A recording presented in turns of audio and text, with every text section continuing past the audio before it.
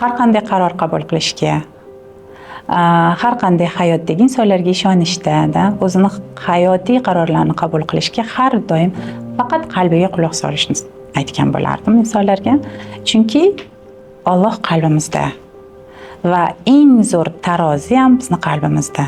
Siz to'g'ri, noto'g'rini qalbingizda eshitish orqali uni taroziga qo'ysangiz, shunaqa chiroyli holatda sizga to'g'ri yo'lni ko'rsatib beradi va bu har doim har qanday holatda sizni faqat g'alabaga olib chiqadi.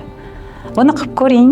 Men butun umr davomida insonlar kerakda, ota-onani eshitish, yaqinlarni eshitish, eshitgandan keyin ham albatta qalbingizga quloq tuting. Chunki atrofingizdagi insonlar, ular insonlar. Ichingizdagi qalbingizda esa Alloh bor.